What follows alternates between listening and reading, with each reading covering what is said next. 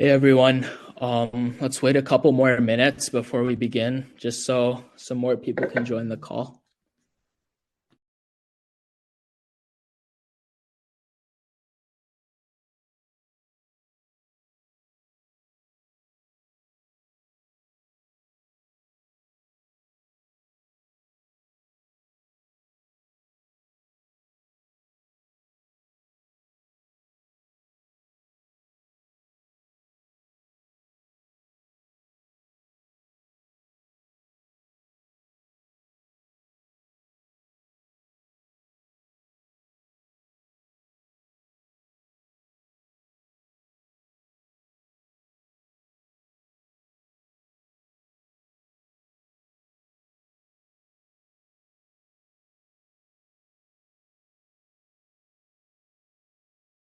I'm going to give it until 6:03 and then we'll begin.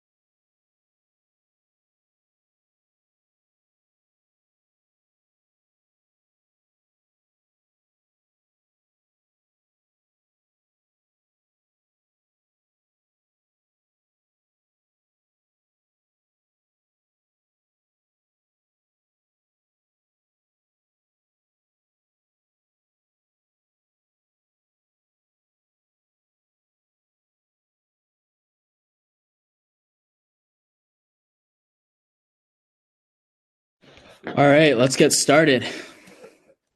Welcome everyone. The time is now 6:03 p.m. on August 20th.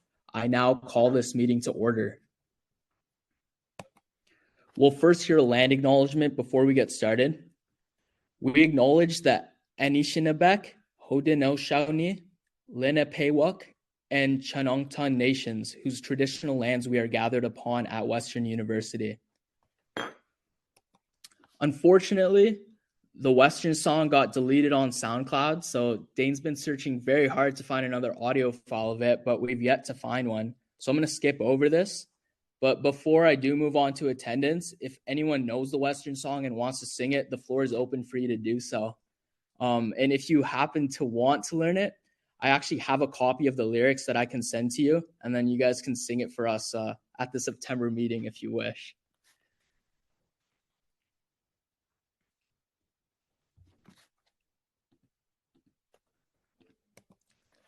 Counselors, please head over to Echo 360 to record your attendance. The session ID is on the slideshow, as well as also on the agenda.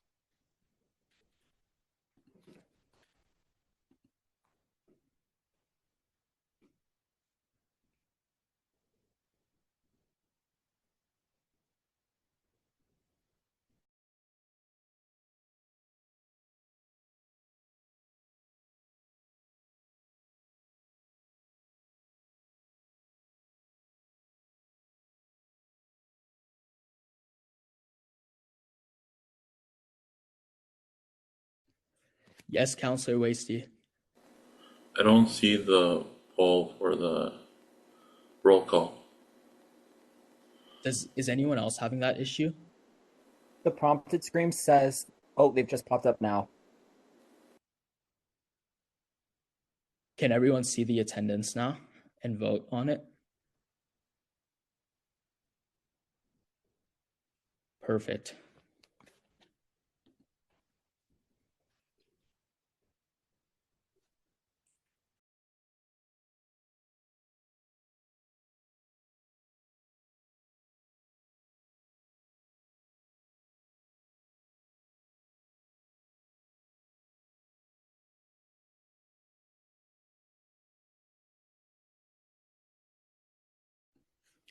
We just need a couple of more of you to fill out your attendance, please. Yes, Counselor, I can't see your name on the call. It just says Zoom user, but you can speak. It says user ID. What would that be, like my email? Because when it says enter session details. It should be the session ID, which is listed on the slideshow and on the agenda. It's 165075. All right, perfect. I should have got it. Thank you. Also, could you please put your name as your name on Zoom, just so we know which counselor we're speaking to?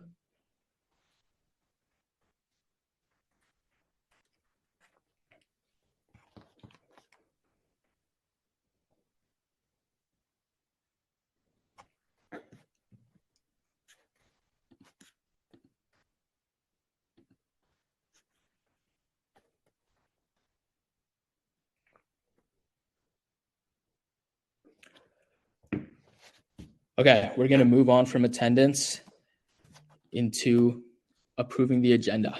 So today's agenda includes approval of the agenda and minutes, comments from myself, executive presentations, and a board of directors report. The for action portion includes the motion to approve the executive reports, the elections policy reform motion, the motion to amend the USA delegate selection policy, and the federal budget submission recommendation motion. The motion to amend the USA delegate selection policy was submitted after the agenda deadline and was therefore unable to move through the standard standing committee review process. However, I found that it met the threshold of new business under the standing order. This motion is very time sensitive as it needs to be voted on prior to the September council meeting. In ACOSC, it was approved to be placed on the agenda in the for action section for council's consideration. Before we move on to approve the agenda, are there any questions regarding the agenda of this meeting to be made at this time? And counselors, since we're on Zoom, if you do want to raise your hand for anything, just use the raise hand button rather than physically raising your hand on camera.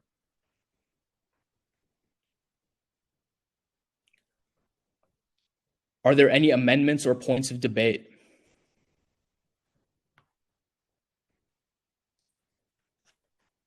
Are there any objections to the agenda?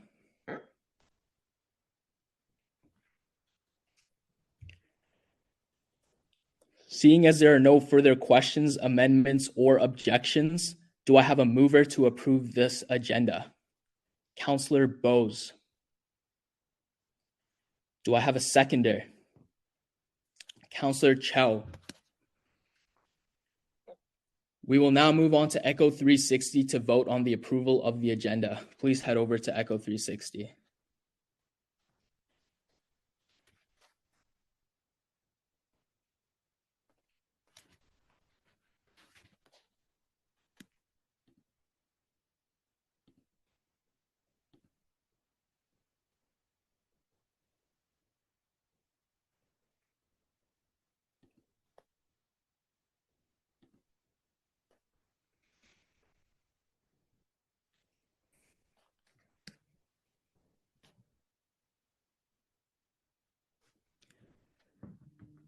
The agenda is approved.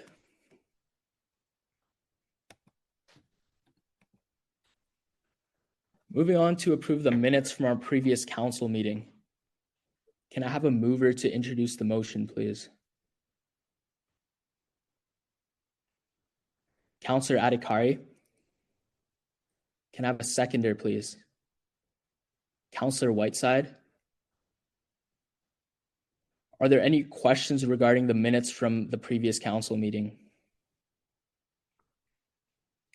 Are there any amendments or points of debate?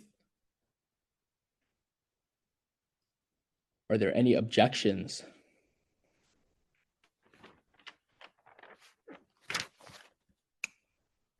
We can head over to Echo 360 to vote on the approval of the minutes.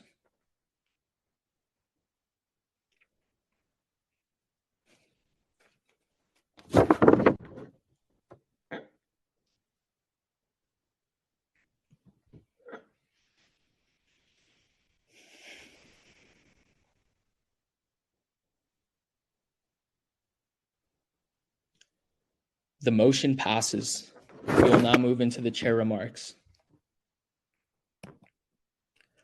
First off, I want to introduce you to Isabella. She's our deputy speaker for the year. She was unable to join us in person at the retreat, but you'll see her at the rest of the council meetings and throughout the year. After going through the first cycle of standing committee meetings, I wanted to remind everyone that if you do miss your standing committee meeting, you must send a proxy or regrets form to the chair of your standing committee at least 24 hours before the meeting, exactly like how it is for these meetings, for like the actual council meetings. But you'd send those to the chair of your standing committee. This will be our last meeting on Zoom until May of 2026. So all council meetings after this one will be mandatory in person in the community room at the UCC.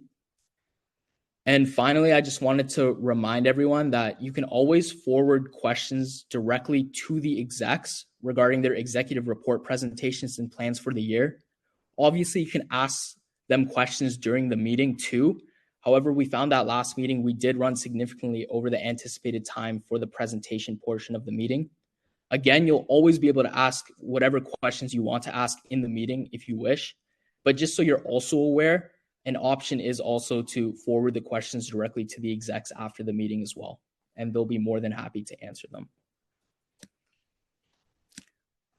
Speaking of exec report presentations, we're moving on to the presentation portion of today's meeting, starting off with the August Council executive reports. So I invite President Henriquez to present her executive report. Great, thanks so much, Armand. Is it gonna pop up on Zoom for everybody, or? Yeah, can everyone see the slide right now on Zoom? Oh, maybe I'm wild and I cannot see the slide. But as long as everybody else can see it, I think that's good. Okay, yeah. I'm pretty sure everyone else can. I'm getting a bunch of thumbs up. Okay, yay. Well, I hope you like the slides, guys. I'm gonna go pull up my copy really quick to see what I said was my fun fact. Yeah, so I'll start with highlights, I guess. I think you'll probably see it in every exec report, but a highlight of the last couple of weeks since we joined each other was definitely going to SUDS. So SUDS is the Student Union Development Summit. It's a national conference hosted by the AMS over at UBC in British Columbia, where they bring together student associations from across the country to knowledge share and the like. We did some takeovers there, which were really fun. I don't know if you guys got a chance to see them. But it was great to connect with other student unions and kind of see the work that they're doing, understand, what issues look like across the different provinces and territories. We met some people from Yukon. That was really cool. We made best friends with the U Saskatchewan exec, as you can see, I think in my report and a few others. So we're big fans of them. Number two, my cousin got married this week. Just past Saturday. That was really exciting. It was kind of fun to dart out of M week prep into wedding, back into M week. So that was really fun. And third is Omar and I, and he will talk about it later in his report, got to attend an event with Minister Richie Valdez, who is the Secretary of State for Small Business and Tourism, but she's also the Minister of Women and Gender Equality. So it was really great to meet her. We got a few moments to kind of chat with her about our priorities, and we're hoping to see her when we go to Ottawa. So that was great.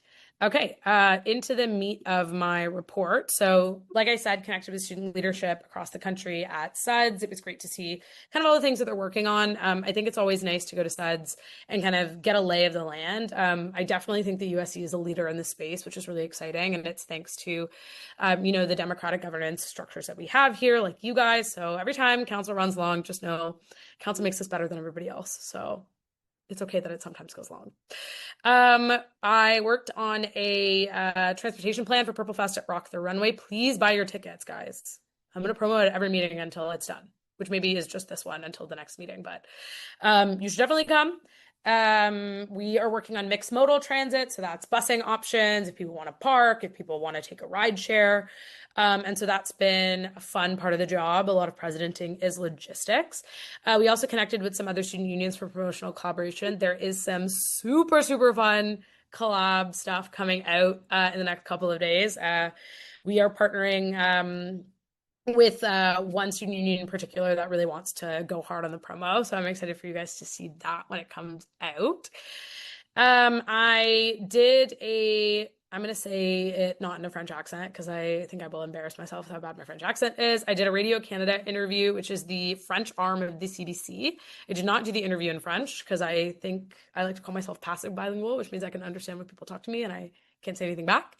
But we did an interview with their London branch on affordable housing, and Omar and I were able to connect on that before I gave the interview, and it was all of the recs that are in the policy papers and just, calling on the provincial, federal, and municipal government to step up when it comes to housing, asking Western, to support, have all kind of four of those groups come together to support more affordable housing in the city of London. And that is live. It was live on the radio and it was in a news report somewhere. And I think it was also like a clipping of it was played on TV somewhere. So if you want to hear me dubbed in French, I'm happy to send that to you, but it does exist and I think it went well.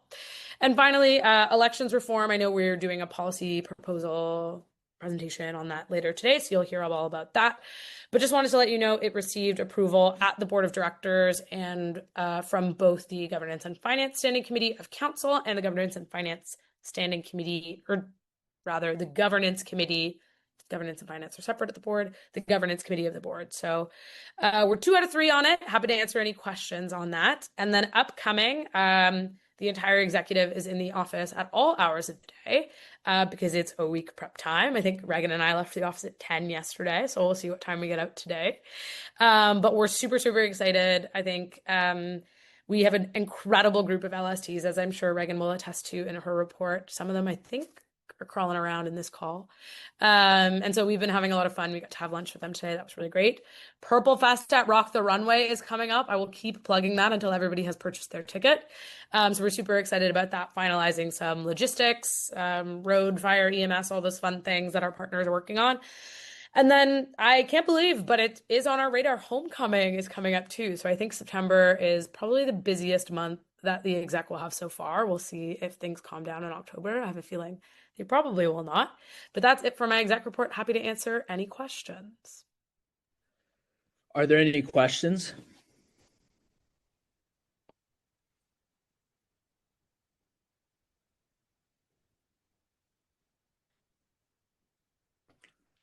It doesn't look like there are.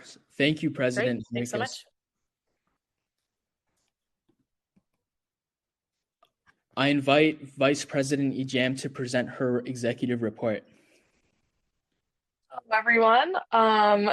Yes, you can ask me about hiking in Vancouver. So for top 3 highlights, exploring Vancouver was a big one. As Kat mentioned, we all went to SUDS, which was super amazing. And I think a lot of the value was getting to meet student unions across Canada, especially ones that are in our equivalent roles at those student unions, and kind of figuring out like solutions they found to similar problems and also what kind of problems they're kind of dealing with at their university. So it was really insightful and great to talk to them. But yeah, exploring Vancouver, I went a little bit earlier to visit one of my previous roommates who lives there and just kind of see around. I've never been previously, and if you've never been, I highly recommend it. The mountains are insane. It's really cool.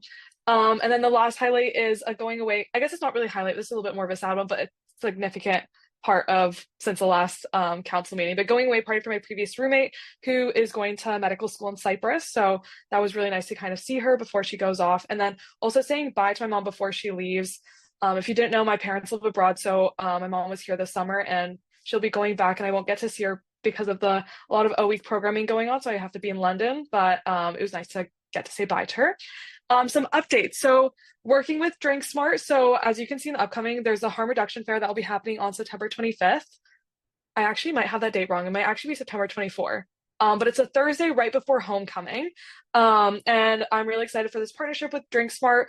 We worked with them last year for the harm reduction fair that was before St. Patrick's Day, but they are an organization that kind of promotes safe, responsible decision making around alcohol consumption and like just kind of awareness and education around I guess the main focus around alcohol use, but they also have other different kind of topics for harm reduction. So I'm really excited to work with them. I actually have a meeting with them tomorrow to kind of talk more about the partnership, but they brought a lot of really engaging and interactive activities last year that were informational, as well as they give out some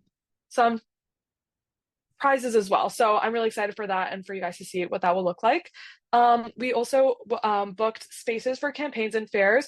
All of the executives with kind of a programming side, we kind of sat and just made sure none of our programmings would overlap and kind of finalize the dates. And as you can see in the upcoming, these are all the fairs that I will be having under my portfolio for the first semester. So harm reduction fair on September 25th.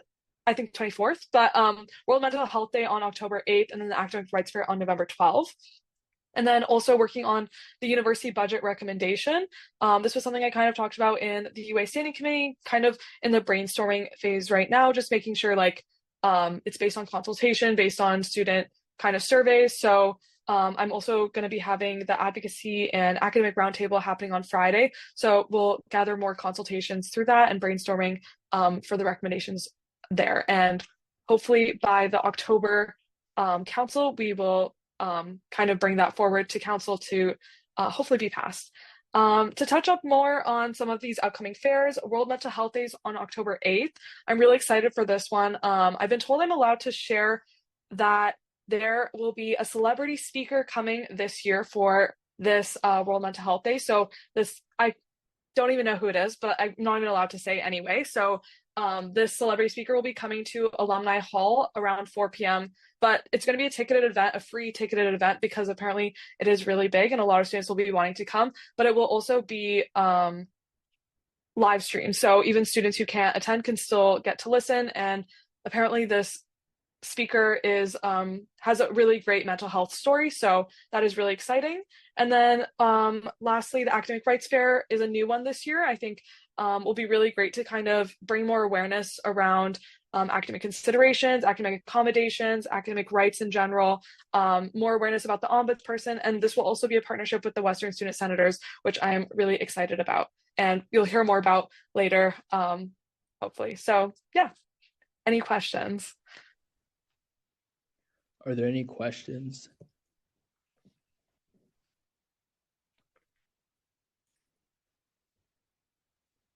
Thank you, Vice President Ejam.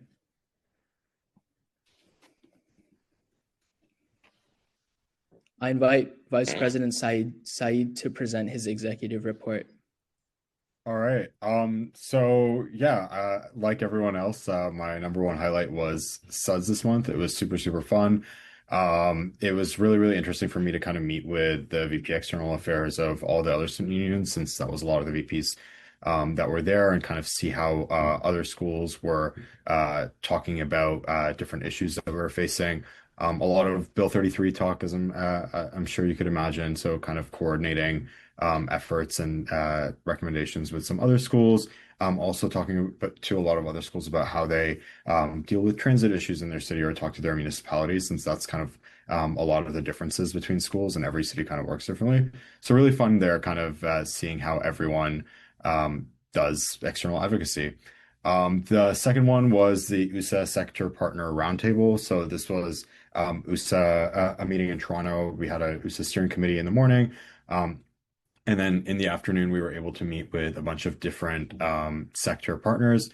So that includes the Ontario Confederation of University Faculty Associations. It includes eCampus Ontario, Council of Ontario Universities, and a bunch of other kind of Ontario-wide partners that USA partners with. So that was really interesting. Got a lot of really good contacts and was able to meet with a lot of those sector partners there.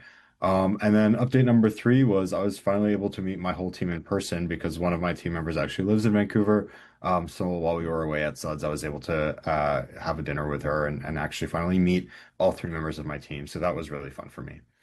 Updates is the federal budget submission. So you will see that later today. That's kind of the last item that we'll be talking about. Happy to answer any questions there. In creation of that federal budget submission, we had a meeting with our local MP, Fragascatos, and mentioned it to Minister Valdez yesterday as well. And then we're currently working on our USA policy papers. So myself and Coy are authors on accountability and systems vision. And then Claudia, which is actually one of SOD's commissioners, she's the Indigenous Relations Commissioner. I'm kind of borrowing her for the term a little bit to help us out with the Indigenous student paper under USA. And those will be 2 out of the 3 papers that will be presented at this next GA. The last one is the mature students paper that the USC isn't involved with, but will be part of the review process and the GA process for that as well. And then met with a bunch of city councilors, including Councilor Troso, Frank, and Raman. We discussed transit, OEEC, and safety in general. And we had a meeting with the LTC staff discussing possible late night transit initiatives. So that's really exciting. Kind of early stages stuff, but really promising conversation. So that's really exciting. Upcoming is USA GA delegate applications. I said early September. That date will depend on our conversation today. So I'm going to give council 2 options kind of during the motion that I brought up, and I'll kind of let you guys pick what that hiring timeline looks like. So we'll talk about that later today. And then right now, my transportation fare is tentatively booked for October 15th. But yeah, if anyone wants to ask me why Swedish is sexy, I'd be happy to answer that. Are there any questions?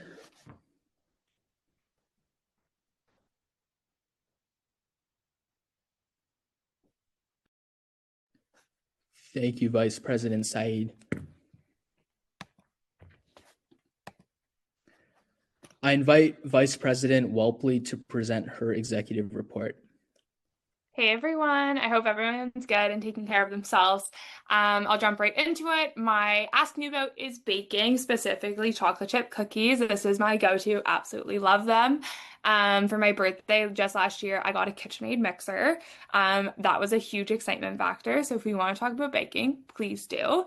Some of my top 3 highlights following suit is Suds, of course. I went to Vancouver last summer for the first time, so it was so nice to go back and see the mountains. I understand why people love BC. I helped my friend decorate their new apartment, so that was really, really fun. I kind of love interior designing. It was fun to go shop, and she was the one buying some stuff, so it was really kind of fun to help her out. And then I got all the LNP done for a week. So all of the USC side of programming is kind of mostly been solidified and done and ready to go. So it was really exciting to have that solidified going into M week. Some of my updates are we are introducing ASL interpretation for our opening, closing, and our main stage concert for a week. This is a huge development, making sure that these kind of main stage events are accessible to all students. So that was super exciting.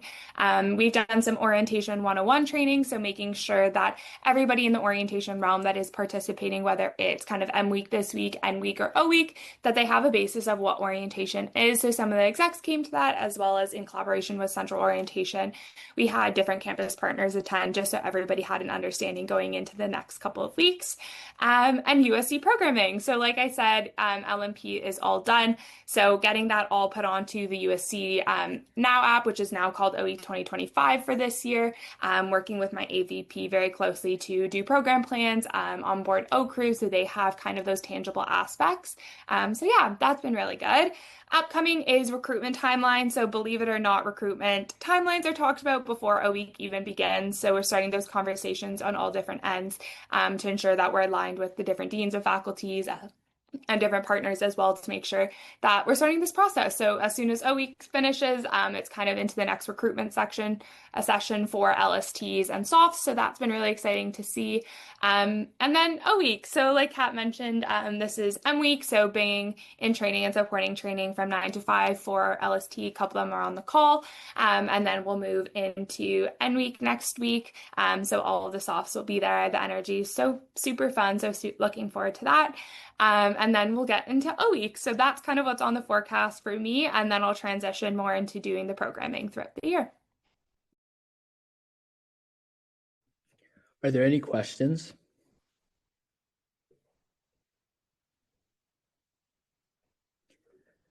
Thank you, Vice President Welpley. I invite Vice President Massey to present his executive report. Hi, everyone. Can you hear me? All good? Perfect. Yep. Sorry, this laptop sometimes gives me troubles. Good to see everybody on Zoom. It'll be fun when we're back in person again. My top 3 highlights. One was meeting our good friends at the University of Saskatchewan, like Kat mentioned. I think one of the best parts about SUDS, which is my second highlight, is that you get to go and you get to connect with different student unions, hear what approaches they're taking to different services. I thought was really valuable to kind of hear what initiatives they're doing on their campuses to kind of meet students' needs. So I think it was a super good experience, just kind of share ideas, receive some, give some, because I know we can always improve ourselves by learning and stuff like that. And then my third top highlight was moving apartments. I think it's always fun to get to decorate a new space, so that was another big thing this month.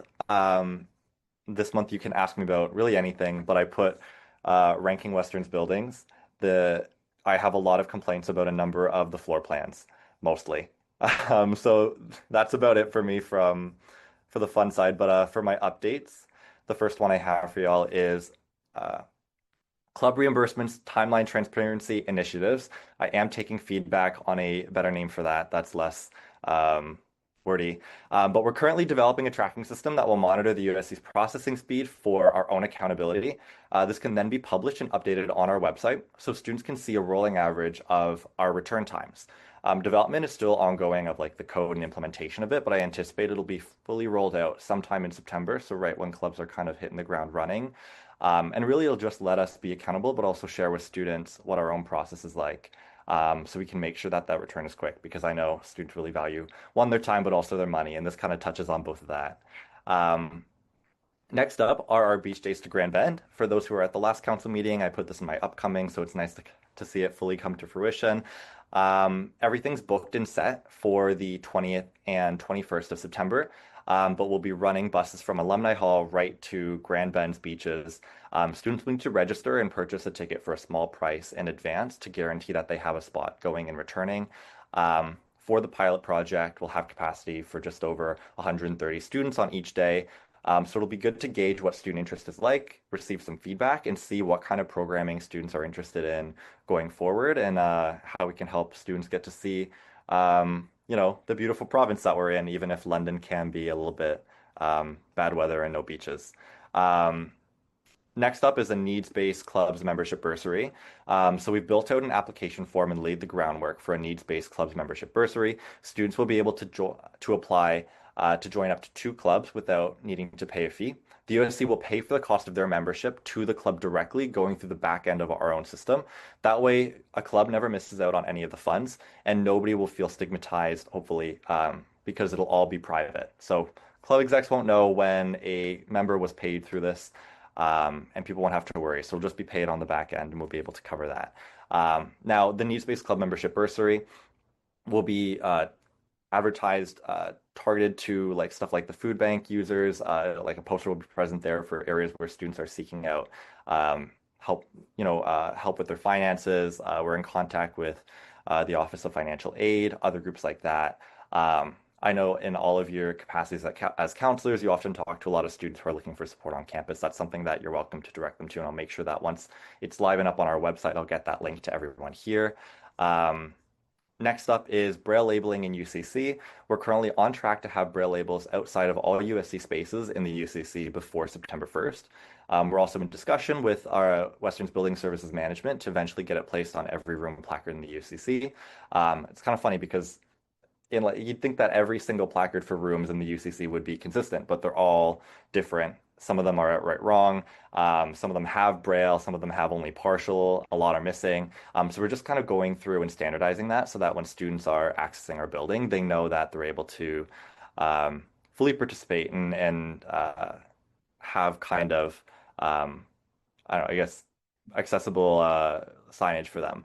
That kind of ties into some other things we're working on as well as getting new accessible elevator signage and redoing some of the other signage in the building, some of which hasn't been updated in 6 or 7 years, and still points to a daycare in the UCC, which hasn't been here for I think anybody's academic career in this Zoom call. As well, upcoming, we are doing committee hiring for student services. That'll be going live within the next week or so. So it's open soon. Feel free to send to your faculties, anyone who's interested, or promote on your social media accounts. We're also working with different suppliers to get fresh fruits and veggies to food support users. So food support unfortunately lacks the procurement and storage capacities to offer fresh fruit and hampers. However, we're identifying suppliers that do direct delivery to users. We're still in the early stages, but we're working on that, and I'm hoping to have something implemented throughout this year because it would really go a long way to kind of increase the nutritional diversity that we're able to offer students, working with the space capacities and limitations we already have. So that's very exciting. And then next, we're implementing some experiential learning programs for the new professional development portfolio. I think it's very exciting to kind of get to work and build out a new program with the USC. And it's always good to see the student services portfolio expanding. We'll be focusing on experiential learning specifically as sessions where people can build those transferable skills to so students can build those transferable skills, and then they can share that with prospective employers while they're looking for new opportunities to kind of communicate what they're taking away from that is really what we're focusing on, is having that resume ready experience that they're able to easily communicate. So we'll likely be in a lot of contact, receiving feedback from all your different faculties, from your own perspectives as students in terms of what people are interested in. But it's always very exciting to get to work on something new. And then other things as well is that we've got peer sport training happening this weekend, which is exciting. We've got a great team of around 38 students who will be joining us this year. And that'll be a lot of fun. Working on coding an email system for food support services to just optimize our workflow and make it more consistent. That way we can decrease the time it takes when you request a hamper to fill it. We've got some other exciting things in the works about reducing the time that we return clubs the purchases from their memberships, but I'll update that more in September. Because it'll be good to just be able to get clubs their funding early, especially so early on when they're planning their AGMs. I mentioned better elevator signage. There's more progress on the Coat Cycle project I mentioned last month. But that's about it. It's always a busy month and there's lots to work on. So I look forward to updating everybody in September, but also let me know if you have any questions. Are there any questions?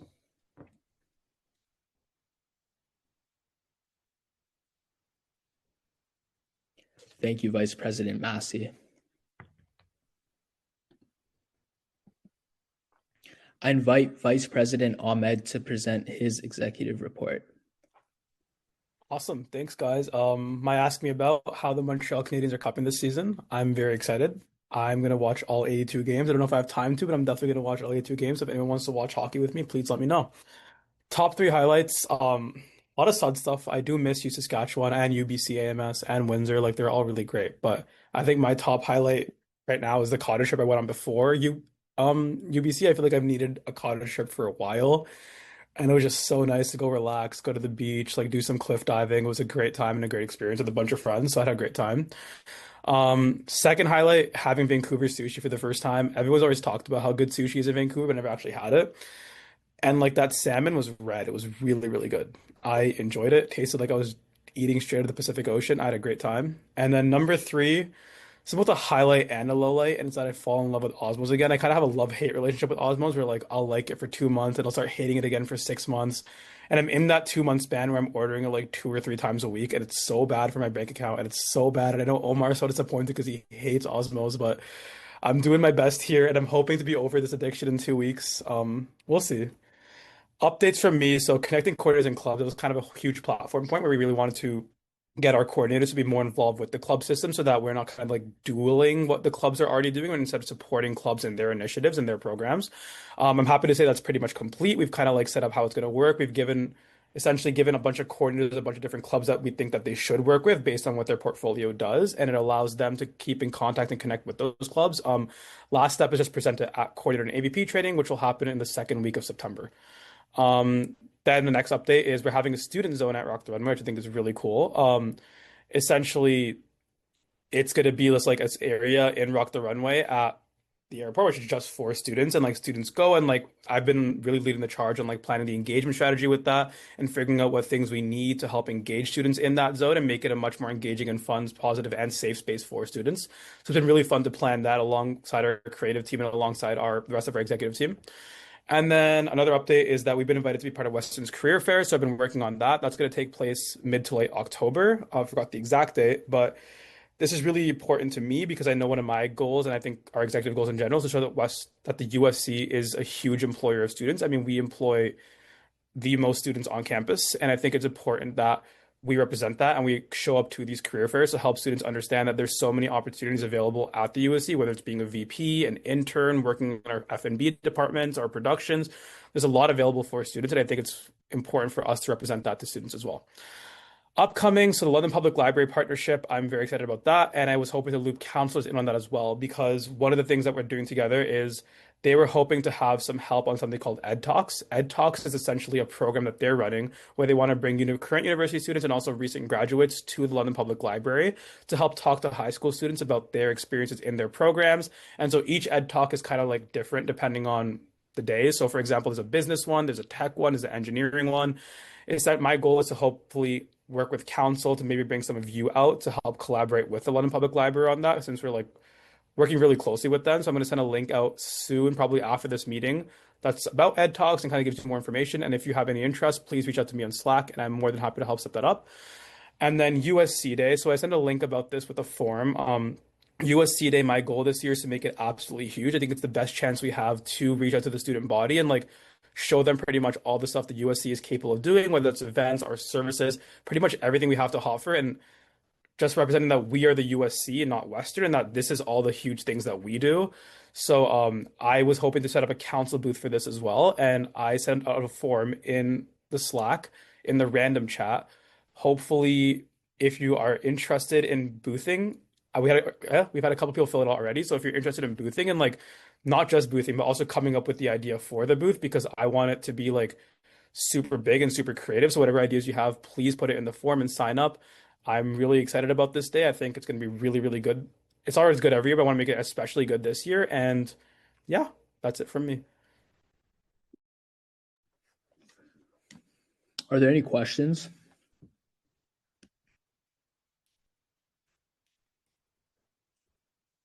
Thank you, Vice President Ahmed.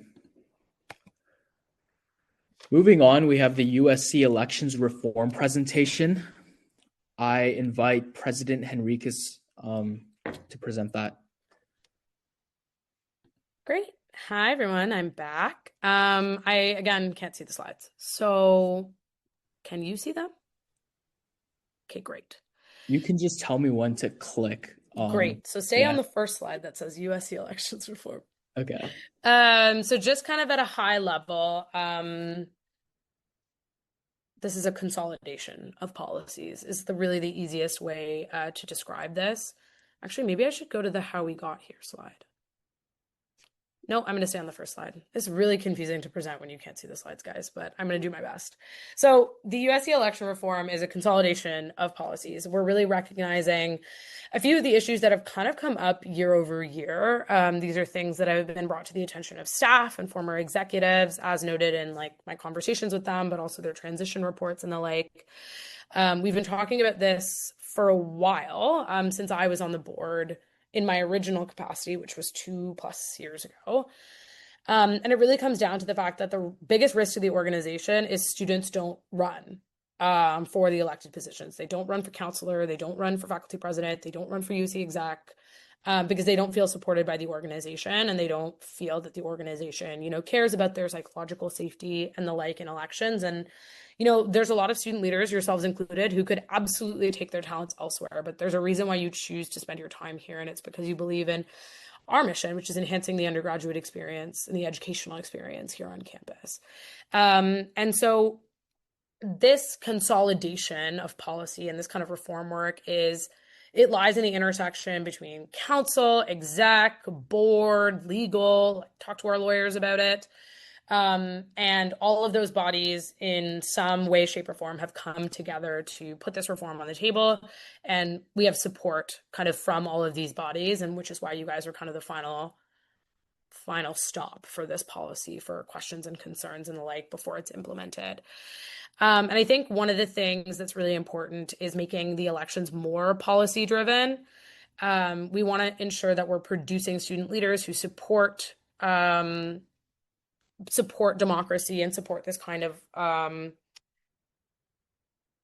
attitude and approach to elections. Like, when an organization outlines the things it believes in and doesn't believe in, the people who run are people who ally themselves with that. And students have said that what they believe in is an inclusive USC, a representative USC, a democratic USC, a USC that's primarily and forevermore student-led. And so we're really trying to shore up the part of our organization that supports the student leadership part, elections, to ensure that there are always people here who give students a voice, to the government, to admin, to other people in the City of London, to really ensure that the student experience is tailored to what that generation of students wants. And I fundamentally believe that when we set expectations, students rise to them, and that's all an elections reform policy is. It's setting the expectations of what we believe is allowed in elections and what's not, and to make elections less about, who the candidates are and more about what are the policy goals that they represent. And so people can vote, do you believe in the direction that this candidate says they want to take the USC in, whether it's your faculty, whether it's the USC at large, or whether it's one of the elected VPs, and making sure that policy influences culture. I believe that if we can do that expectation setting, we will have campaigns that are aligned to the values of the organization. And right now, things maybe aren't going that way. And I think because perhaps there's a lack of transparency in the policies, we want to make them as clear as possible so that whether you've had, 4 years of experience, you're a seasoned counselor, or whether you're a student who has been involved in other ways but hasn't formally been part of the USC, if you want to run for president, if you want to run for faculty president, if you want to run for counselor, you have the tools available to you, and you don't need to go through the policy like you're a lawyer. I know we have a few law students on the call, but you don't need to go through policies like a lawyer and try and figure out the spirit or intention of them. We want to make everything really clear and really delineated. So how we got here, that would be slide number 2, Armand. The biggest thing is it's been feedback from students who have run, from people who have formerly worked as CROs and DROs, that there are challenges in the elections complaint process. There's inconsistent timelines, unclear resolution pathways, and greater potential for conflict of interest. Essentially, it's, when things are going in the heat of the moment and during an election, people don't know where their violations are going. People don't know if they're committing violations. People don't know what to do when harm is committed to them. People on the other side of it, CROs and DROs, are working round the clock trying to offer support, but they don't have expert support, or someone who's an adult whose entire job is this to kind of help support them, like we do with pretty much every other role. There's no Dane for the CRO and DRO the way that we have a Dane, and we're able to rely on her for support. And, it's staff run, but it's student led. We can provide direction, and the staff can support us in achieving that mission. And that's really negatively impacted students who have run for leadership in the organization. It's also can really negatively impact students' perceptions. If you're a student and the only time that you lock in on the USC is election season because, the colors are everywhere and people are boothing and it's in the Gazette and there's coverage and all these things, and what you see is candidates not being treated respectfully, A, or B, candidates being disrespectful towards their peers, you're going to think that the USC is an organization that's maybe not worth your time. And that's not what we want students to think. We are the representative body for students, and we need to act like it. And so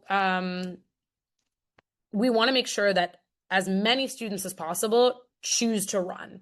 and choose to participate in student leadership the way that you guys have chosen to do. We also want to make sure that people like you are supported and seen and empowered in these elections, and never have a second thought about running if they have a passion about it for fear of how they might be perceived or the way that they might be treated in an election. It is my greatest intention that all of you, if you want to run for USC president, you feel like you have the tools and resources and support of this organization to do so. That is my greatest hope for this kind of policy reform. And it's why presidents far before me have worked on it. And it's why presidents far after me will probably work on it too, because this is a living, breathing piece of policy. It sits with you and it sits with board.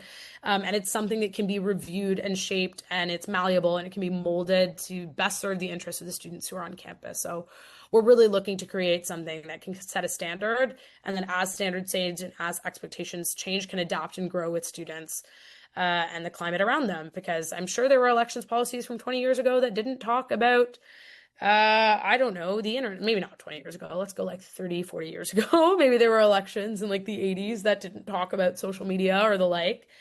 Things change, and the way that elections happen change, the way that democracy happens changes. And so slide number 3. Why we need change is for transparency, equal opportunity, and policy-driven culture. I believe we're really in need of renewed foundation that supports timely, transparent, and fair elections. That's the definition of democracy. And so this updated model really reflects the governance structure that maintains the independence of our complaints process. We never want there to be any kind of perception or actuality of interference from anybody who's on the USC, whether that's counselors, executives, the board, anything. But we also want to ensure that there are educational supports for candidates, specialized governance supports for the adjudication of complaints and the likes. And we just want to make sure that the procedure is clear for everybody. So you know going in exactly what the rules are and exactly what the consequences are if you choose to misalign your campaign with those rules. Easy peasy. Slide number 4, electoral code. What is it? So like I said, it's a consolidation of a bunch of different policies. There's about 1 billion of them. And by 1 billion, I mean it's a set number of them. And you can see them in the drive. I think Dane popped it in there. It's like a spreadsheet of all the policies that are affected by it. I know governance and finance had access to it as well. And it outlines all of the rules, offense types, the sanctions, how violations are processed, and it all just exists in one place so that people don't have to spend a lot of time navigating around to the different parts of our policy manual trying to figure out what the rules are. This is another way that we make it easier for students who have maybe never had formal experience with the USC be able to engage meaningfully with elections, whether on a campaign team or as candidates themselves. And like I said, this is a living document. This is something that council can revisit. It's something that future councils can revisit and we can look at. And the thing with any kind of reform is you're never going to get it all right all at once. But I think the model that we have sets a really good foundation and a really high bar in terms of clear standards and procedural clarity that will provide the next generation of student leaders with the tools that they need in terms of policy to get the justice that they feel that they need if something has gone wrong, and to also know like where the bounds and the lines are and what the USC believes is appropriate in an election and not appropriate in an election, the way that we have those same kind of codes for municipal, provincial, and federal elections, and all the elections that students who vote in our elections will vote in if they're of age. Number 5. So this is a fun kind of new part of this that I wanted to highlight, the Elections Governance Board, kind of a new model. So this is a recommendation that came out of the board as well as our legal counsel. So this would be a structure similar to the club's governance and appeals boards. They've done really well with adjudicating violations that happen through our club system. And the reason why they work so well is because there's a dedicated kind of expert, an adult, even though students are adults as well, but like an adult whose entire job is this kind of thing. Students wear a lot of hats, who can offer support, but not offer necessarily direction. So students at the forefront of this organization always provide the direction that we go in, and we have staff members involved who offer support. And so the way that this would be structured is we would hire an investigator who is responsible for conducting third-party independent investigations. They would have expertise in HR, governance, and legal matters. And if this passes tonight, we have someone lined up to be able to do this. One of the recommendations that came out of our consult with our legal advisors at Mackenzie Lake is to not have someone who is attached to Western specifically, because you could have a conflict of interest. Let's say we hired a prof or something and a candidate was a student of theirs, that would be a conflict of interest. So someone who doesn't have a connection to Western, but has experience with workplace investigations and would be able to provide, the evidence of if a violation occurred or not to students who would then vote on it. And we want to ensure that this experience is a pretty unique one on campus. Doing adjudicatory work is not something that all undergraduates get access to, which is what, elections governance committee members would have access to. But we want to make sure that's a supported experience with a professional.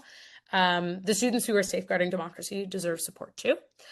And elections are really important. So I think governance and finance, this became clear to me at that committee. It's why wouldn't we offer support to the students who are doing that?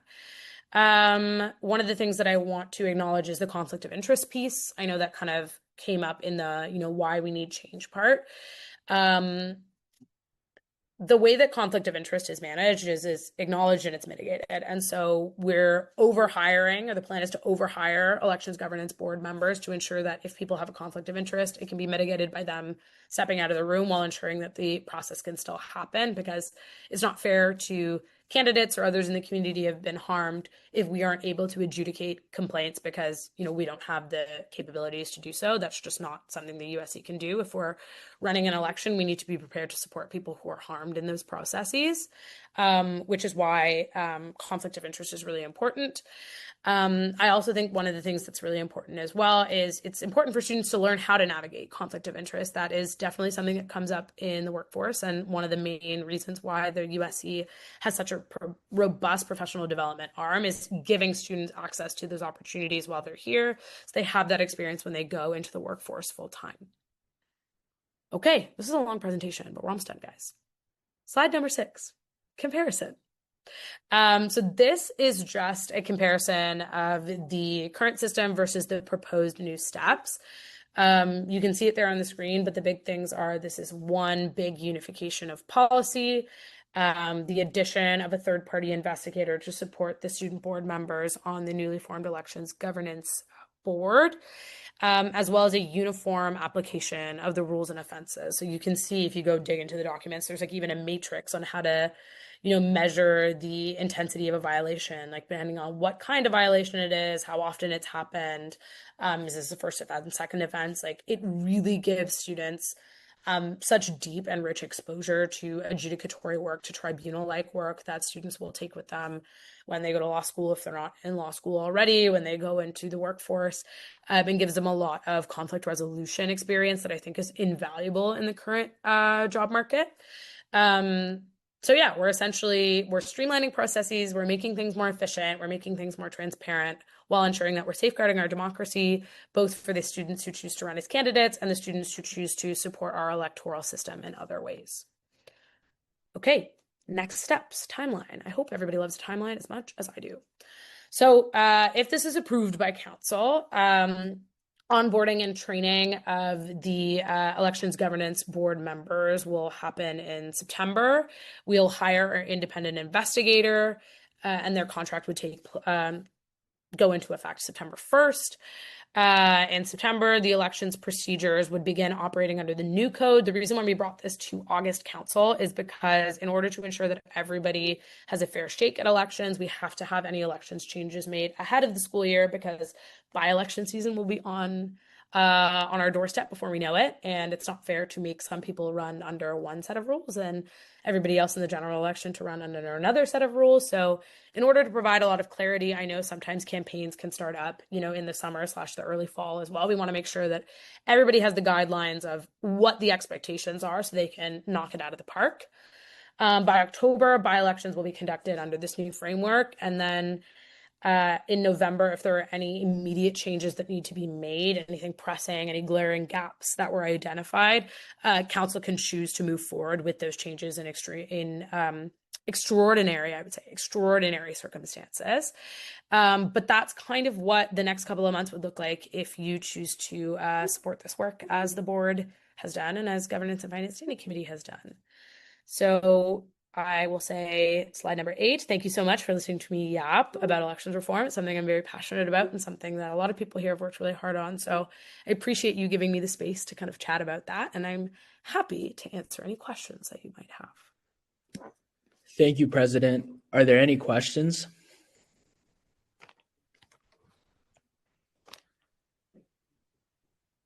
Great. Thanks so much.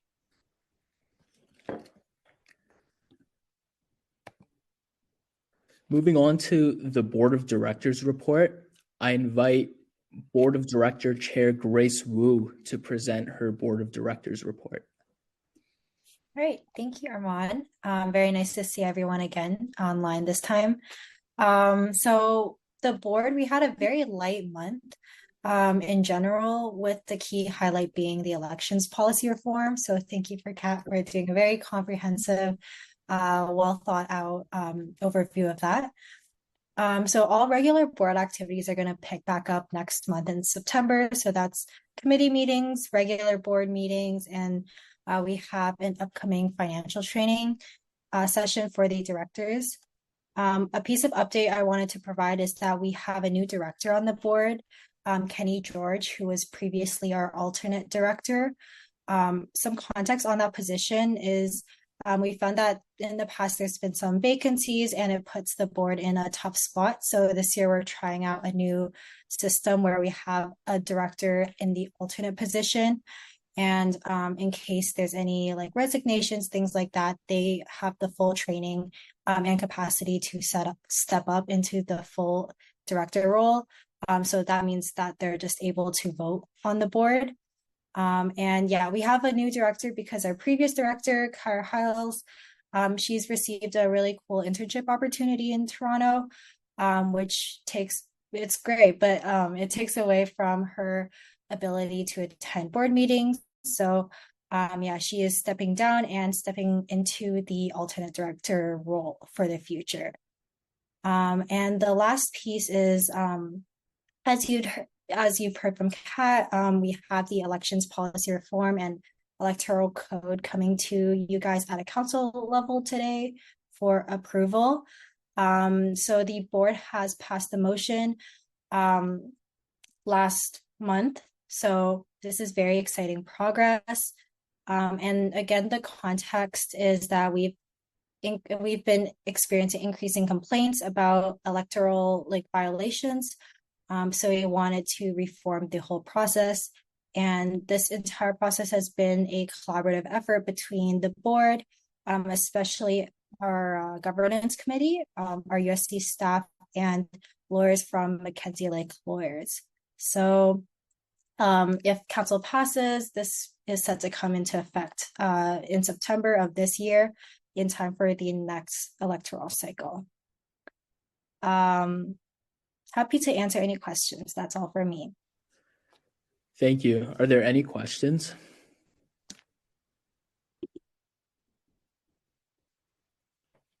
Thank you, Grace. I'm going to motion for a 5-minute recess before we move on to the 4 action section of the meeting. Can I get a seconder for this? Councillor Wasty. Are there any questions regarding this recess? Are there any amendments or points of debate? Are there any objections? Okay, we can now move into a vote. All in favor of a 5-minute recess, please raise your hand on Zoom.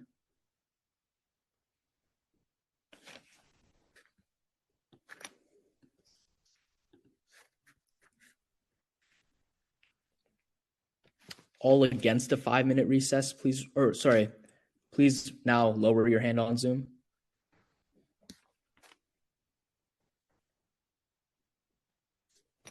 Okay. All against a 5-minute recess, please raise your hand on Zoom. And all abstaining from a vote, please raise your hand on Zoom.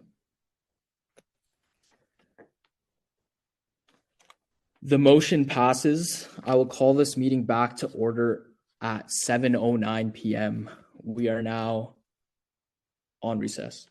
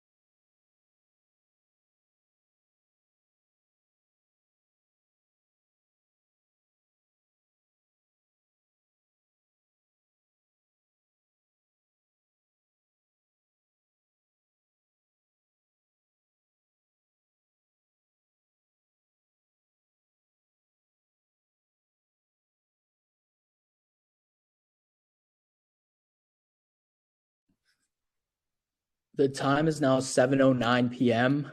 I call this meeting back to order.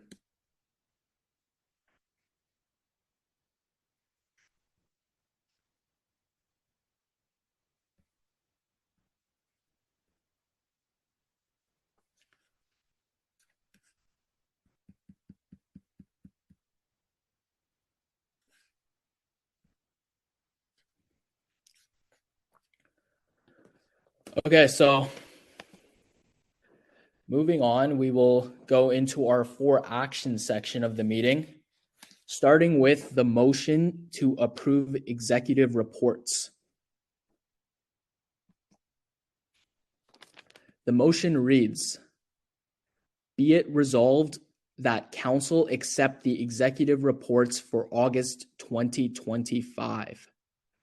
The mover for this motion is President Henry Kiss. Can I have a seconder, please? Councillor Whiteside. Are there any questions regarding this motion?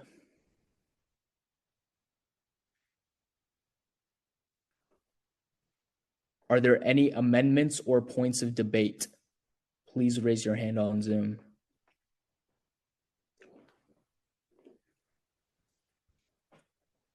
Are there any objections?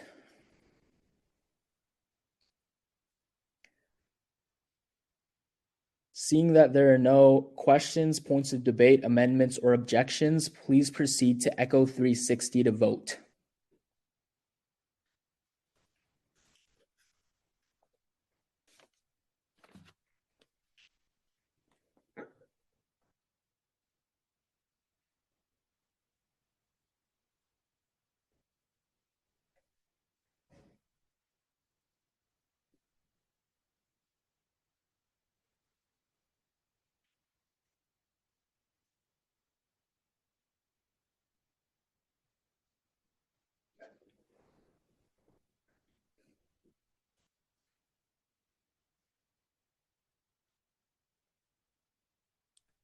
We're waiting on a couple of you to still vote on Echo 360.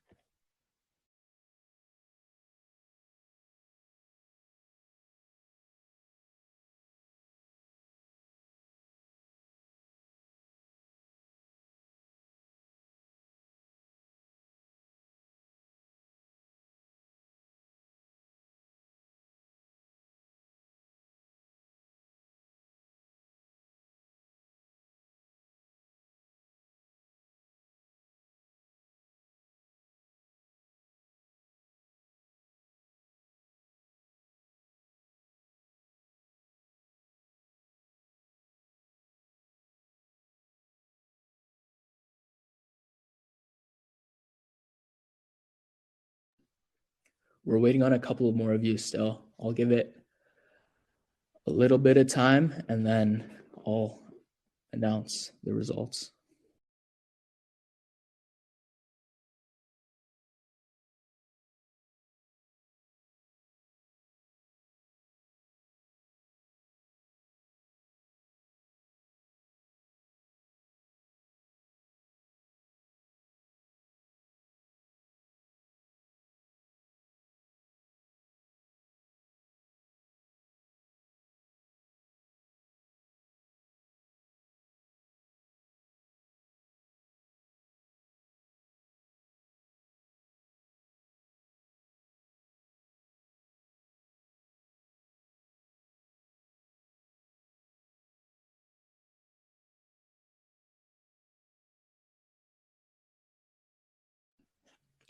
The motion passes.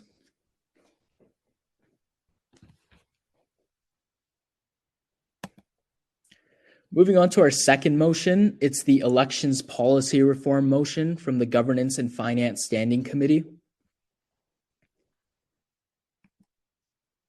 The motion reads, whereas the USC has experienced procedural and perception-related challenges in the administration and oversight of election complaints. Whereas trust in student elections depends on transparent, consistent, and independent complaint resolution processes. Whereas the proposed USC electoral code and related governance reforms aim to improve structural oversight, streamline complaint triaging, and provide clear education and expectations for all candidates and elections adjudicators. Whereas these changes are informed by legal counsel, operational review, and student consultation, and align with USC's broader commitment to democratic integrity. Be it resolved that Council approves the implementation of the Electoral Code and accompanying elections governance reforms for the 2025-2026 election cycle. President Henriquez is the mover. Can I get a seconder, please? Councillor Abedi.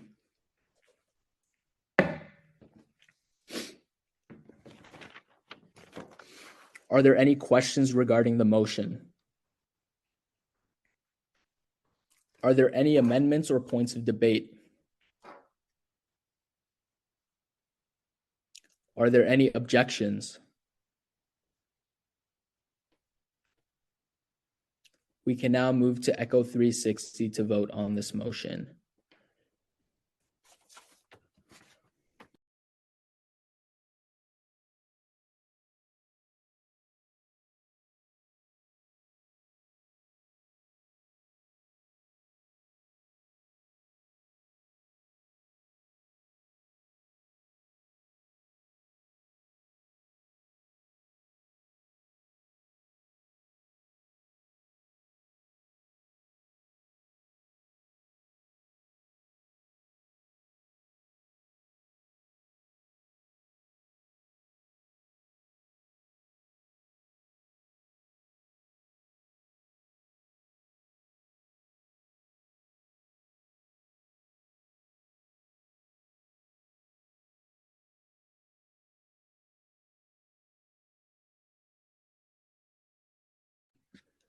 The motion passes.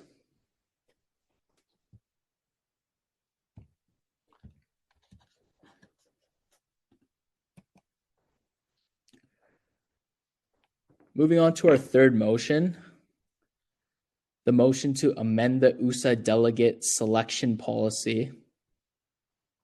Before I read in the motion, I invite Vice President Saeed to give a little presentation of just a background of this motion before we go into it and vote on it. Are you able to pull the presentation up, or do you want me to share my screen? I have the slides, so you can just tell me when to click on each slide. That's perfect. Can you see the screen? Okay. Yeah, that's perfect. Perfect. All right. Yeah, so I guess just a little like prelude. I first wanted to apologize that I wasn't able to submit this for the deadline for it to go to the standing committee meeting. We got a little bit confused. I thought it was supposed to go to the external affairs standing committee, and then by the time we figured out which standing committee it was supposed to go to, it had passed the deadline. So that is why it was kind of amended a little late today. But yeah, so if you want to, so first I'm going to kind of go over a little bit of what USA is and do like a very fast USA 101. Normally we'd have someone from USA come to council meeting in September actually and deliver kind of a bigger version of this. But I had to kind of do a mini one beforehand just so you have enough context to be able to understand this motion. And because depending on what you folks decide today, the hiring timelines may prevent us from having that be kind of decided at the next council meeting. So USA is the Ontario Undergraduate Student Alliance. It's made up of 9 different student unions. You can kind of see them across the province there. So you got Queens, Trent, McMaster, Brock, Laurier, Waterloo, and Laurentian, and of course us here at Western.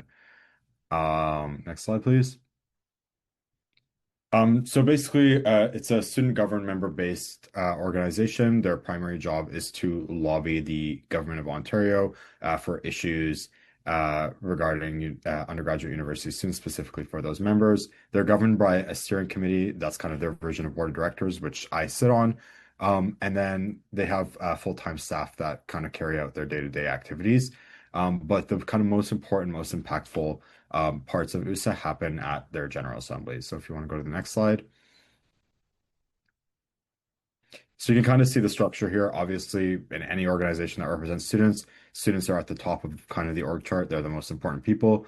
And then the second most powerful kind of formal body that USA has is the General Assembly. That's a proportional based body that's based on the size of your school. So you get one representative at the General Assembly per 3,000 students plus your standing committee member.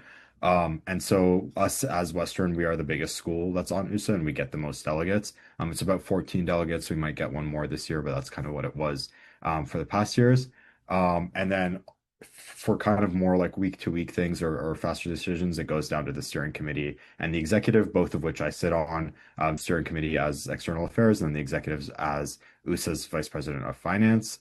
And then there's 4 full-time staff at USA's home office that kind of do the day-to-day work and carry out the orders of the executive and standing committee. So why do we go to GAs? It's to make sure that we're properly representing students these activities. We rely on the policy papers that these GAs produce. So basically there's an authorship team that creates these policy papers, and there's a big policy library on USA's website, and we pull our advocacy from those policy papers. They're all on a 4-year cycle, so they get renewed every 4 years. And we pull from existing recommendations. So USA is never going into a meeting with a politician unless it's like an emergent need and steering committee approves it. But we pretty much never go into a meeting for lobbying or any stakeholder without having first had a recommendation go through the General Assembly and being approved by that body of student. That's just to ensure that the policies that we're recommending are well researched and have student perspectives in them, and are representing the membership of USA properly. So that's why we go through that General Assembly process and have the policy papers pass through that, which kind of everything else that USA does is built up on. Next slide. Just a picture for fun, just if you've never been to a GA, they're very similar to our council meetings. They're a little bit larger than a council meeting and maybe a bit more formal, but very, very similar to what a council meeting looks like. So who are we looking for in a delegate? The most important thing is that they're a student and they're representative of their student association. We also want to make sure that that delegate is representative of their own student experience. That's why we try to bring a variety of delegates representing their peers.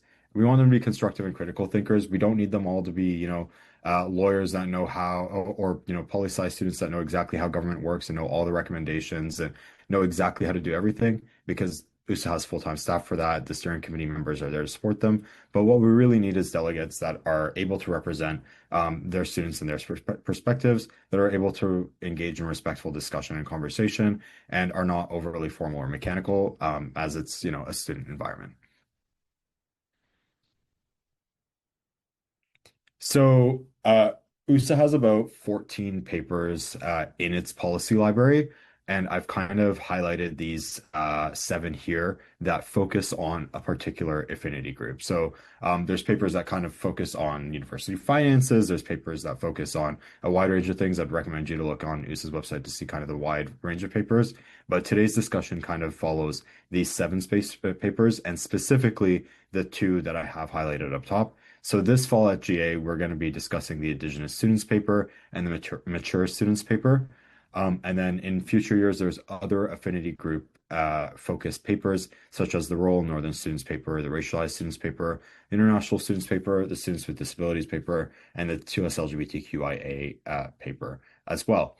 And so what we wanted to ensure is that we're able to have delegates that represent these groups when we actually send them to GA. And this kind of whole conversation came about because USA asked us to ensure that we had Indigenous representation on the delegation that we send, and to be able to guarantee that at least one of the delegates that we send is Indigenous. And for, I guess, next slide. So other USA member schools hire their delegates directly. They don't have a democratic process. So that allows the other member schools to kind of comply with that request without needing to do much because they hire them directly. It's usually an application process, or it's kind of specific people that get to go to GA depending on the size of the school. Because we have so many delegates and council wanted kind of more of a say in who represents them, we have a democratic selection process where there's some guaranteed seats if you're an author, my position, or the president. But then the rest of the remaining seats that we get are selected by council. So there will be an election that goes forward to council, and council gets to kind of select from there. We're the only school that does this, and I think it's great. It's a really cool democratic process and being able to kind of represent your students that way. But it does cause some kind of differences between the way other schools do it. So which is why we're amending that selection process a little bit today. So the reason that I've decided to amend the selection process in the way outlined in the policy is that our current process doesn't guarantee that we'll at least send one student who's a member of the affinity group being discussed when there are policy papers representing an affinity group. And that results in bad policy at the end of the day. It means that it's policies that are based on assumptions about students' experiences, not actual lived experience from those students. And it also allows delegate candidates to disclose their membership of an affinity group without it being shared with all of council in a public setting. So especially for some of the invisible affinity groups that you might be a part of, thinking about LGBTQIA affinity groups or affinity groups regarding disabilities, it might not be like a visible affinity group that you're part of, and you might not want to say it in front of council where it's recorded in front of everyone, but you might still want to have that taken into consideration with your application to kind of ensure that that voice is being represented. And then the last point I kind of mentioned, USA has asked us a way to guarantee specifically for the Indigenous paper, but we kind of expanded this policy out and wanted to make sure that it worked for every single affinity paper. So we weren't tokenizing specifically Indigenous students, but had it work for all of our different affinity groups. So basically what changes, the amendments regarding delegate application review, which I'll kind of go over today, those are just putting the current practice into policy. That discussion that we'll have is kind of 3 years, has been occurring for at least the past 3 years, as far back as I can see, is just the way that we've been doing it, but it's not actually what our policy says. So it's just kind of codifying what we've already been doing for the past couple of years, plus possibly adding an additional step of oversight. We'll kind of go over that in a sec. The affinity group policy would only result in a change if council decided to send no members from that affinity group within their ranking. So basically, an election will happen. Council will do their ranking as they've always done, and only if council decides to send no member of the affinity group being discussed for that paper will the highest candidate who is identified as that group kind of replace the last ranking member from council. So this policy only does something if council chooses not to send someone from that affinity group forward. It also doesn't limit only one person from an affinity group being sent. If council decides to, they can send, as many seats as there are, and have multiple people from that affinity group go forward. Yeah. Are there any questions about this presentation? Yes, Councillor Wasty. I was just curious as to what if when we're selecting for USA, if there's more than, let's say, if there's 2 policy papers regarding equity, deserving, and affinity based, would it be one per policy, or would it just be one that fits in either of the 2 policy papers? Yeah, so it would be one per paper discussed. So we'll actually see that this upcoming paper, there's a mature students paper and there'll be an Indigenous students paper. So basically, one of those seats will be reserved for the Indigenous students paper, and one of those seats will be reserved for the Indigenous students paper. And if a student identifies as, being a part of both affinity groups, they'll be able to be considered for either, depending on how the rankings work out. Are there any other questions?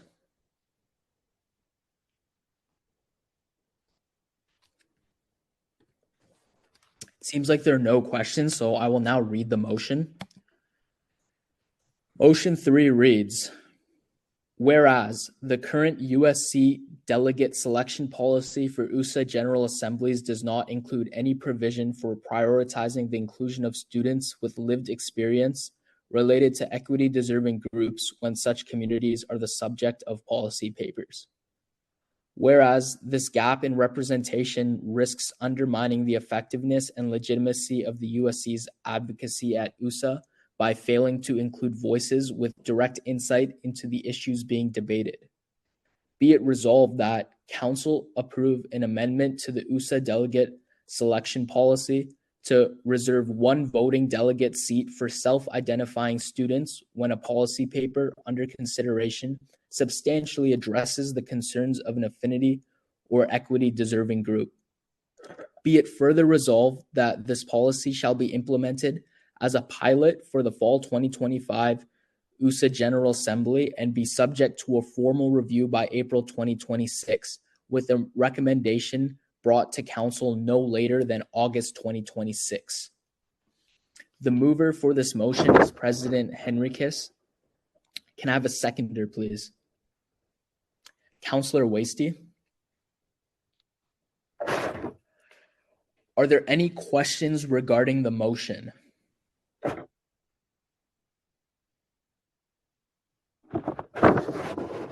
Yes, Vice President Said. Yeah, so it's not a question, but I guess it's kind of a question to council. So are you able to go into the text draft of the actual motion? Yep, just 1 second.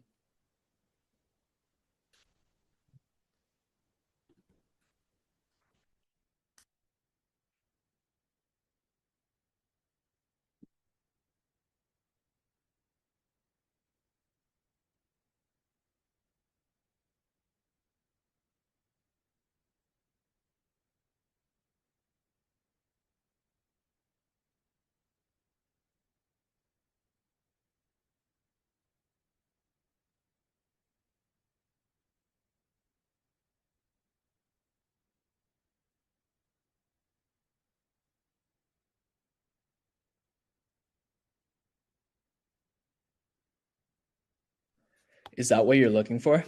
No, the draft actual like wording change. So if you scroll to the bottom, it's at the end in the appendix. Yeah, so the draft for approval. Okay.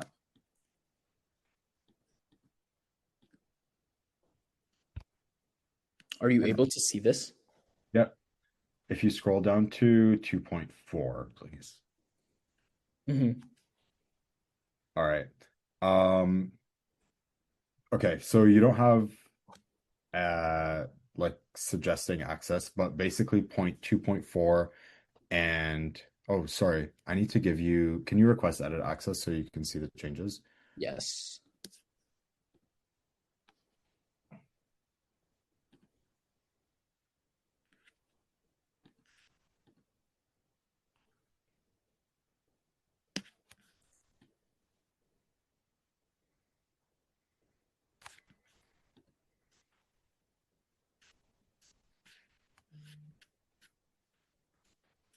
All right. So the what's in red is kind of what's being changed or added to this policy.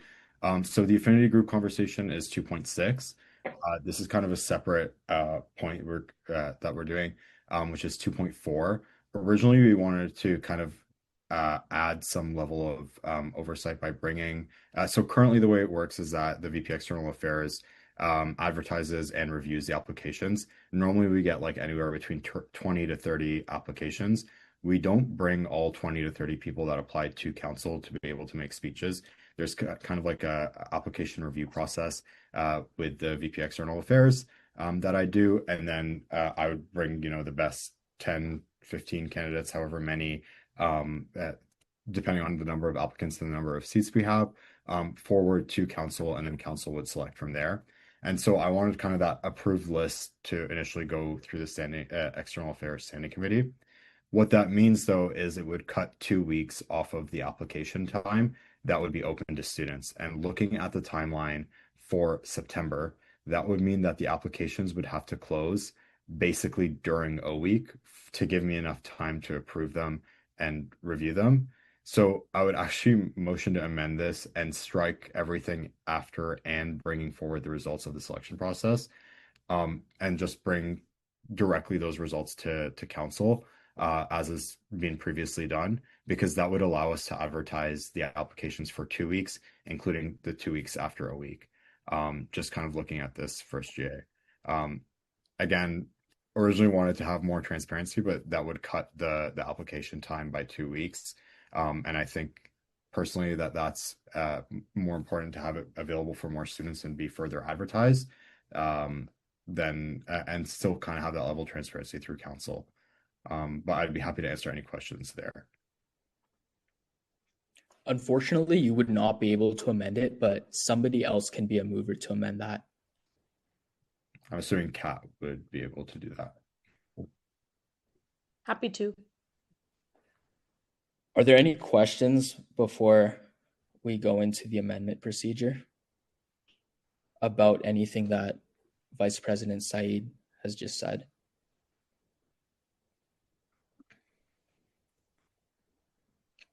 Okay, so regarding the motion, are there any amendments or points of debate?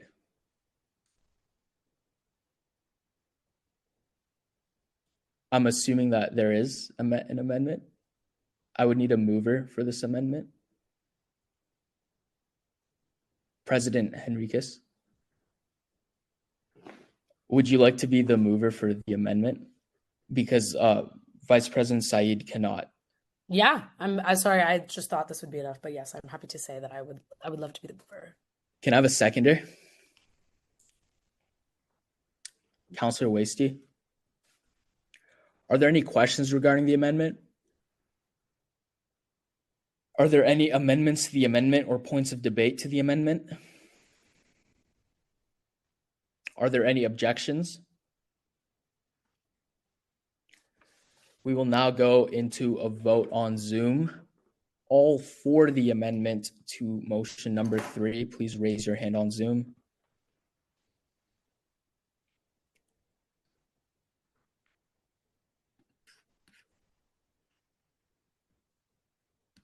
Okay, you can now lower your hand.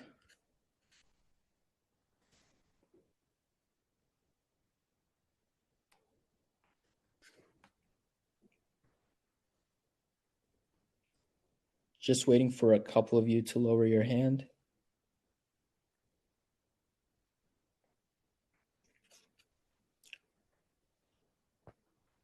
All against the amendment to motion number 3, please raise your hand.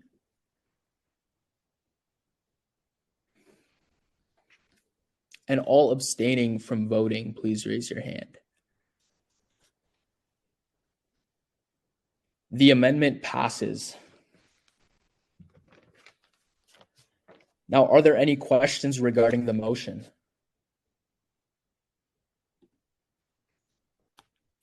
Are there any more amendments or points of debate to the motion? Are there any objections to the motion?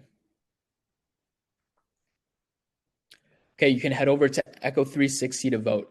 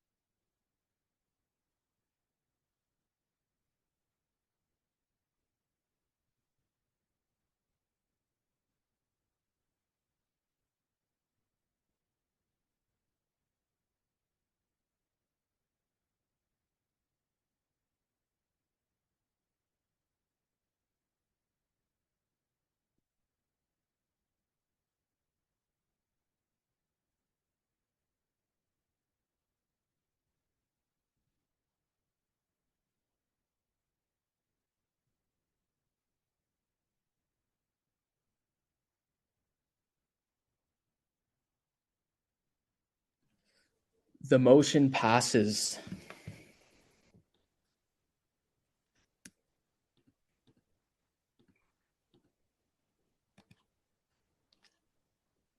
Moving on to our fourth motion, the Federal Budget Submission Recommendations motion, part of the External Affairs Standing Committee. The motion reads, whereas the federal government will be accepting written submissions for the pre-budget consultations in advance of the upcoming 2026 federal budget, be it resolved that the Agenda and Operations Standing Committee of Council approves the 2026 federal pre-budget submission recommendations. The mover for this is President Henriquez. Can I get a seconder? Councilor Wasty. Are there any questions regarding this motion? Are there any amendments or points of debate? Are there any objections? We can head to Echo 360 to vote.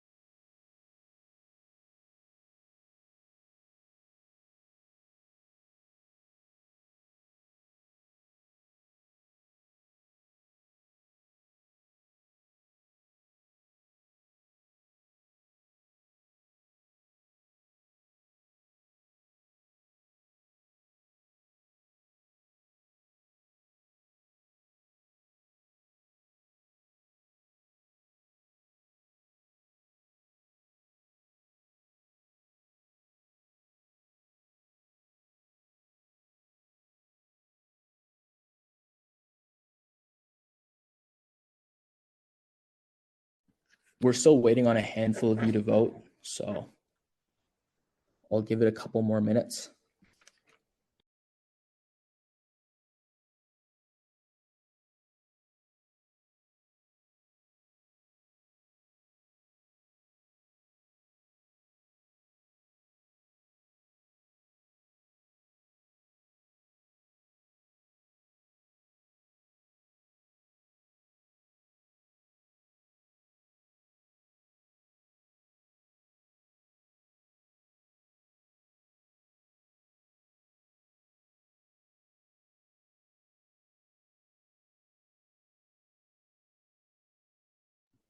The motion passes.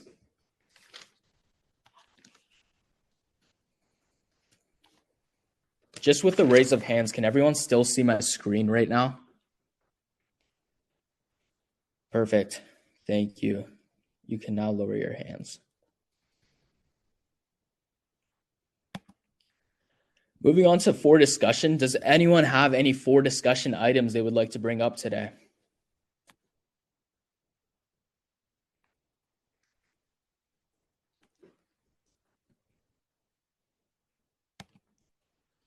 Is there anyone from the Western community currently in attendance? And if there is, if you have any questions for anybody, please raise your hand.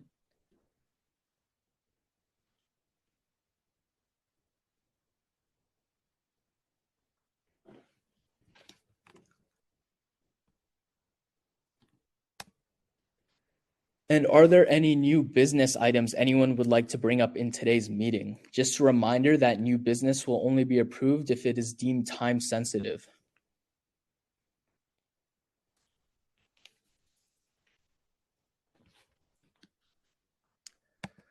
Okay, well then I can now motion to have this meeting terminated. Can I get a mover, please?